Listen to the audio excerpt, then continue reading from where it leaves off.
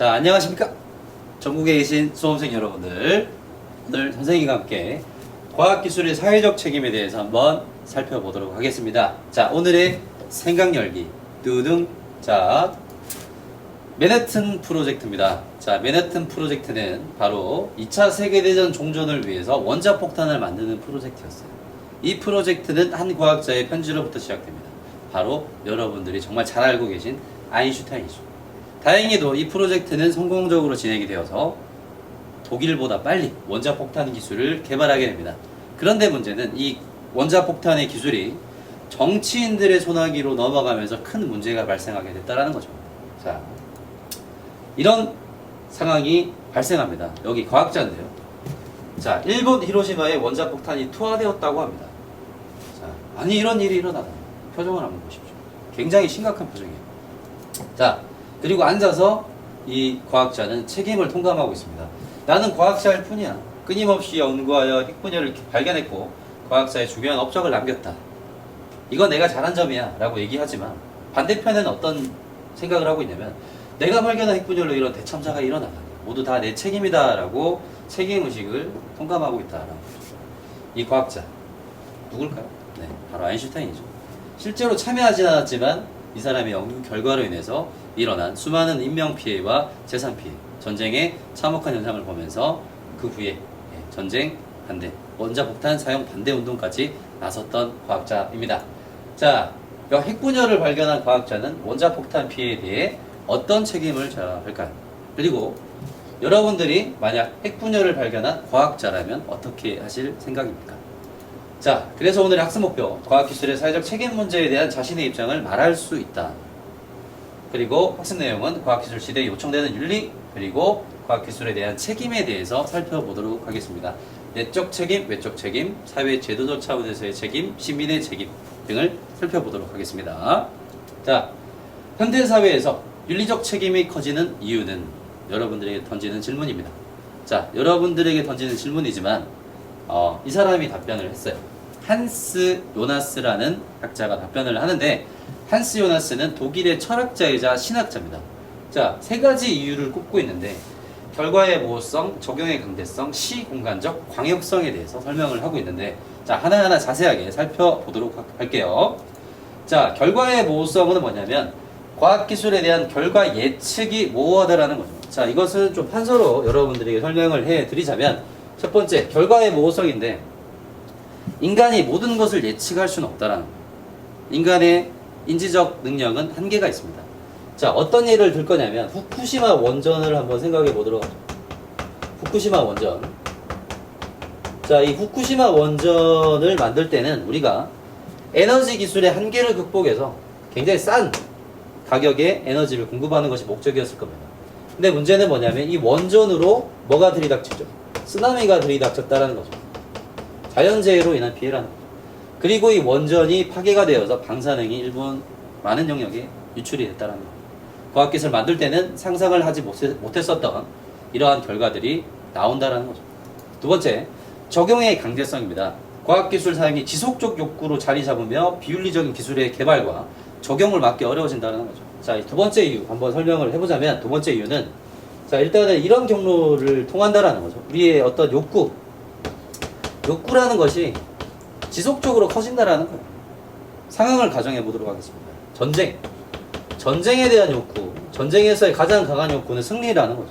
이 승리를 위해서 인간이 못할 짓은 없다라는 겁니다.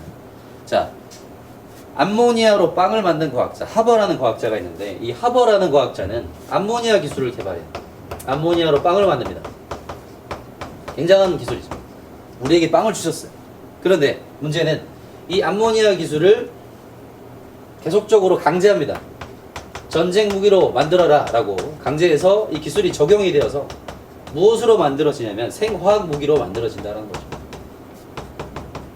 치명적인 독가스로 탈바꿈되었다는 거죠. 안타깝습니다. 자, 그리고 세 번째, 시공간적 광역성입니다. 이것도 어떤 사례를 들어줄 거냐면 일단 이것부터 읽고 사회적 차원에서 이루어진다라는 거죠. 개인적 차원을 넘어서 굉장히 크고 광범위한 영역까지 영향을 미치고요. 지구 전체 및 미래 세대까지 영향을 미친다라고 얘기를 합니다. 자, 이거는 뭐냐면 체르노빌 사건을 한번 예를 들어볼게요. 자, 체르노빌. 여기도 원전이 파괴가 되죠. 사고로 인해서.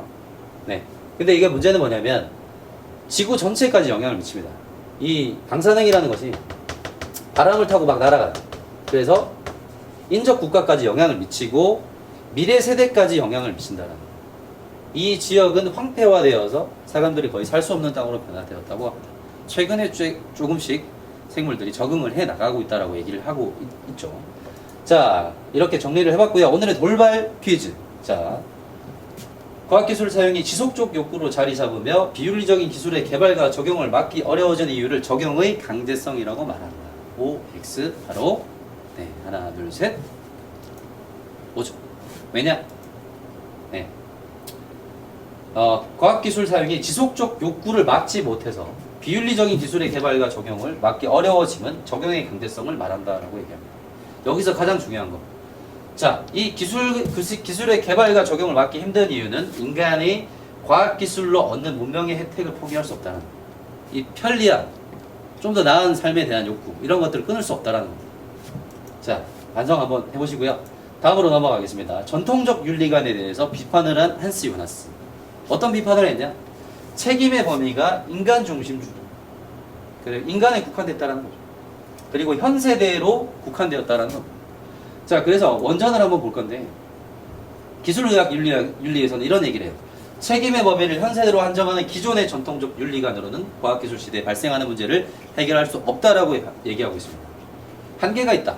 자, 새롭게 요구되는 윤리는 과학기술로 인한 상황을 적극적으로 반성하는 책임윤리가 필요하고, 두려움, 겸손, 검소, 절제, 성스러운 것에 대한 외경심 등의 덕목이 필요하다라고 얘기를 하고 있어요. 자, 그러면 이런 원전에 대해서 자세하게 살펴보도록 하겠습니다.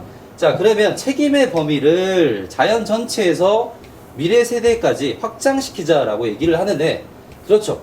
자, 인간에게만 국한되어 있었던 책임의 범위를 생태계 전체인 자연 전체의 범위를 확대시키고요. 그리고 미래 세대까지, 우리 후손들에게까지 그 책임의 범위를 확대시켜서 좀 더 광범위한 영역의 책임의식을 지니자라고 얘기를 하고 있습니다. 자, 그리고요, 과학기술로 인한 상황을 적극적으로 반성하는 윤리가 필요한데, 여기에 필요한 덕목이 뭐냐면 5가지 덕목이 있어요. 두려움, 절제, 겸손, 외경심, 검소인데, 일단 두려움, 여러분 두려움 한번 생각해 보시죠. 그 과학기술에 대한 그 파괴성, 그런 것들에 대한 원자폭탄에 대한 두려움, 낮은 자세, 필연적으로 무엇으로 이어집니까? 겸손으로 이어지죠. 그렇죠. 겸손. 반대 한번 생각해보면 굉장히 거만해집니다. 사람 거만해지고. 그런데 겸손은 조금 더 물러서서 낮은 자세로 어떤 영향을 미칠 건지 지켜보는 겁니다. 자, 그리고 검소, 절제, 과학기술이 줄 수 있는 그런 혜택들을 조금 내려놓을 수 있는 그런 것들이 필요하고요. 그 다음에 외경심인데, 이 말은 굉장히 좀 이제 어려운 내용인데, 요나스가 신학자였다는 걸 생각해 보시면 됩니다. 신학자, 두려워하고 존경한다는 뜻인데, 성스러운 것에 대한 두려움과 존경심이 있다는 거. 때묻지 않은 자연과 이런 생태계 전체에 대한 두려움을 가지고 살아가야 된다라고 얘기를 하고 있습니다. 자, 그리고요, 과학기술의 발전이 사회에 미치게 될 결과를 예측해 보면서 도덕적 책임의 필요성을 통감해야 된다라고 얘기를 하고 있습니다. 자, 그리고 위험한 연구에 대한 결과가 예측이 된다면 우리는 기꺼이 포기할 줄 아는 겸손한 자세가 필요하다고 얘기를 하고 있죠. 자, 그리고요, 책임윤리의 관점에서 과학기술의 바람직한 활용을 위해 필요한 노력 볼 건데, 이것도 역시 3가지가 있습니다. 내적 책임, 외적 책임, 제도적 차원의 노력, 시민의 노력이 있다라는 거죠. 자, 내적 책임, 연구 자체에 대한 책임인데, 자, 내적 책임. 자, 연구 과정 그 자체입니다. 과정에서 드러나는 책임에 대해서 얘기를 하는데, 자, 정보나 자료를 표절, 조작, 날조해서는 안 된다는 거죠. 왜냐하면 과학기술이라는 것이 상당히 공신력을 지닌 신뢰가 높은 연구 결과물을 내야 합니다. 그런데 그 과정에서 표절, 조작, 날조가 있어서는 된다, 안 된다? 안 된다라는 거죠. 자, 2번째, 연구윤리를 지키면 자신의 연구가 참 또는 거짓인지를 밝혀야 됩니다. 왜냐하면 거짓의 연구 결과를 밝히는 순간 이 사회에 미칠 영향력에 대해서 한번 생각해 보시면 되겠습니다. 굉장히 어둡죠. 자, 그 다음에 외적 책임은 뭐냐면 연구 결과가 사회에 미칠 영향에 대한 책임인데, 첫 번째, 자신의 연구활동이 인간 존엄성을 구현하고 삶의 질 향상을 위한 것인지를 성찰해야 됩니다. 특히 이 외적 책임이라는 것은 내 연구 과정, 연구 이후에 사회에 미칠 영향인데, 이걸 항상 생각해야 돼요. 이 연구라는 것의 목적은 과연 무엇인가? 가장 궁극적인 목적은 인간이 과학기술로 인해서 인간의 존엄성을 구현하는 것이 가장 중요한 과학기술의 목적이 아닌가, 그렇게 생각합니다. 자, 두 번째, 선한 의도로 시작한 연구일지라도 사회적으로 해로운 결과가 예상된다면 바로 중단해야 된다는 거죠. 자, 두려움과 겸손의 자세로. 자, 그리고 세 번째, 자연환경과 미래 세대에 존속할 수 있는 범위 내에서 과학기술의 발전을 추구해 나가자라는 겁니다. 자, 그리고요, 사회 제도적 차원의 노력, 개인적 차원을 넘어서서 과학기술의 연구 개발 과정과 결과를 평가하고 감시하고 통제할 수 있는 기관이 필요한데, 가장 영향력이 강한 기관으로서 국가 단위 윤리위원회 활동을 강화할 수 있습니다.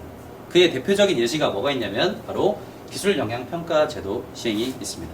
과학기술이 미칠 영향에 대해서 평가를 해본다라는 거죠. 자, 그리고 시민의 노력, 그렇죠. 우리들도 노력을 해야 됩니다.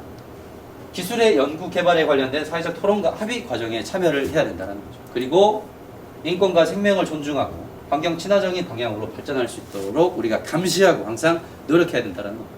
그래서 오늘 배웠던 내용을 요약해 본다면 쭉 이런 내용이 있었죠. 과학기술 시대에 요청되는 윤리로서 윤리적 책임이 커지는 이유 세 가지. 결과의 모호성, 적용의 강제성, 시공간적 광역성 때문이다. 그리고 요나스의 책임윤리, 자연 전체 미래 세대로 책임의 범위를 확장시키자라고 얘기를 하고요. 반성하는 윤리적 성찰이 필요하다라고 얘기를 했습니다. 자, 그리고 책임윤리의 관점에서 내적 책임, 외적 책임, 제도적 차원의 노력, 시민의 노력 등이 있었다라는 사실을 꼭 기억해 주시면 감사하겠습니다. 오늘의 수업 여기서 마무리하겠습니다. 감사합니다.